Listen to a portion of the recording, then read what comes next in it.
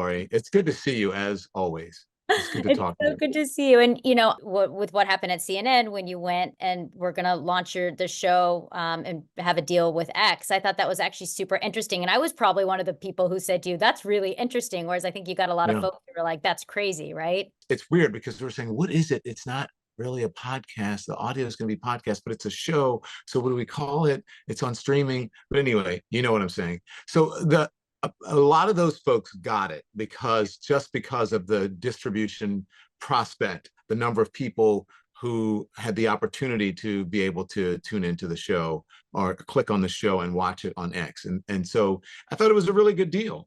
And a lot of people didn't want me to do it. They're like, how can you? You're crazy. It's not a good site. It's toxic. But I thought it was the best place. And I also thought that we shouldn't cede the territory to, fringe groups on either side of the political spectrum.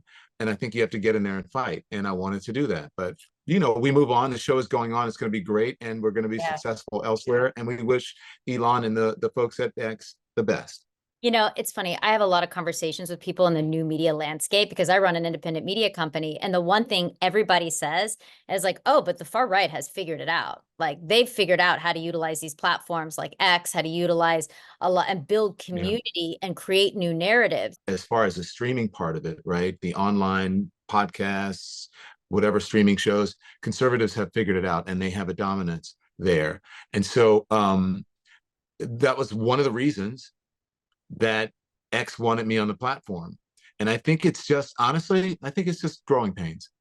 I think they're so used to seeing one point of view there, and they say they want everybody's point of view. But then when that happens, it kind of freaks them out a little bit because I'm actually getting to say, what someone who's a centrist or what they might consider to be left.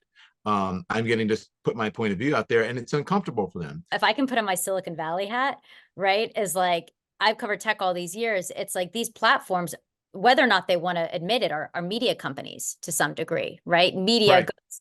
They Right. are becoming media companies. And so what happens when someone like you goes on X and, at the end of the day, Elon Musk isn't an editorial media CEO, he's a tech CEO. And so while they say they want free speech, oftentimes what we see, and we've seen this over and over again, is either, Meta or Instagram tweaking an algorithm to say, like, let's deprioritize certain political content, or a tech leader like Elon Musk saying, I'm building this for free speech, but then doing something that feels like, well, that isn't in line with a traditional view of free speech. One of the most interesting things that sort of helped me to understand how Elon might be feeling is that he's used to seeing the content in these spaces that are of one view. Because he said, one of the criticisms he had of me is like, oh, Don Lemon is doing what he did on CNN and he's bringing it to streaming and what have you, and that was his criticism. But the interesting thing is that someone else on his platform is doing the same thing that they were doing on cable news, but they were doing it on Fox News in a conservative space, and he does not have that same criticism of Tucker Carlson. Right. So it's okay for Tucker Carlson to do exactly what he was doing in cable news, but it's not okay for me to do exactly what I was doing in cable news. And I think people from different backgrounds or from a more liberal or centered background, it's going to be no choice for them to come into the space. And so, there's going to be some growing space and then growing pains, and then all of a sudden it'll take care of itself. I feel like I'm somewhat of a trailblazer here. I feel like I represent sort of the transition of media right now, and I'm okay with that. I've always been a trailblazer. I've never been afraid of anything. So let's just see where this goes. I'm going to go into it with the best of intentions, and we'll see what happens. Is it hard? I know when I left traditional CNN media, it was hard for me mentally, right? Being like, I know that there is this future here. I know that people aren't getting their news in this traditional way. There's this whole ecosystem of the future of media and content creators and this creator economy. And I want to get these narratives. For me, it was about tech and society out there, and whether it's for Mhm. streaming, but social and all that kind of stuff. Do you ever struggle with kind of being at the forefront of both of these worlds a little bit? I do. Well, when I left CNN, it was the first time in 17, 18 years that I had not been at the nexus of every big story of Yeah. something, whatever was happening in the world. So that took some adjusting. but I didn't feel the need to run to get back on television. I could have easily done that. I'm moving forward and I'm doing this. In all honesty, is it easy? As you know, no, it's not easy. Does it mean that I have the same profile or the same income? Or that? No, it means none of that. And I don't expect it to. And I think that many times when people leave cable news or they leave traditional media, broadcast television, or what have you, they expect that they're going to have this, it's going to be exactly the same thing. And I think that that is naive to think that. Never let the perfect be the enemy of the good. It was time for me to get back in the arena. I'm excited about it. And this is how I chose to do it. And I'm glad I took that time off to sort of try to perfect the place and my intention of how I wanted to re-enter this medium. As someone who knows you, I just like getting a text from Elon Musk saying like contract canceled just seems like, I don't know, something you talk about at a dinner party. Like, what was it like getting that text? Well, I didn't get the text. I Your was on an agent got airplane that text. and my agent called and told me on an airplane. What was it like? I mean, look, um, the things that used to bother me or scare me or raise my heart rate, before, they don't do it anymore. I went into this with my eyes open. I think Elon Musk knows who I was. I knew who he was. And so that's it. I think that Elon Musk was a perfect first guess because he says he is a free speech absolutist. And that's what everyone is talking about: freedom of speech, freedom of speech.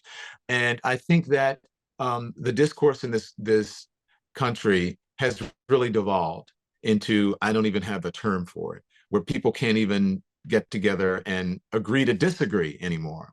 It's all about name calling. It's all about being offended, and no one can, you have to tiptoe around things. And so, in that interview, what I was trying to do is show that people with completely different worldviews, who come from completely different places, can have an honest, open conversation, even a challenging of the facts, so to speak, because that's how people actually really do it in real life. And I did not want it to be a cable news food fight. I wanted people to learn about him and to learn about me and maybe learn about themselves in the process. And maybe it was a roadmap on how to do this in the future without compromising your values. I mean, are we going to get any preview of other folks you're interviewing? Who's next? Some great guests coming up, but I don't want to give it away. And we're going to continue on to sort of, at least in the immediate future, is to get people to engage on this topic, and then we'll move on. It's different than being in traditional television because the content lives online forever. It lives in on YouTube forever, and people go to it, and then it sparks other conversations, and other YouTubers talk about it, and people on television talk about it. So it's a whole organic sort of growth of discussion from the ground up. We've seen some of these models work. We've seen some not work. We've seen like Megyn Kelly. We've seen Katie Couric. We've seen a lot of like media figures who left the traditional space and have built out these new media companies. Look at like Bill Simmons too, like with the Ringer. What do you want to be? I want to be Don Lemon. Mm. I want to be doing exactly what I'm doing now, and I want to be successful in this space. And I want to be someone who is a good font of information. I've been a trailblazer in linear. Now I want to be a trailblazer in the streaming space. And just to be authentic and to have real conversations and to invite everyone to the table, as long as you are not promoting things that are detrimental to society, like conspiracy theories or things that we know are lies.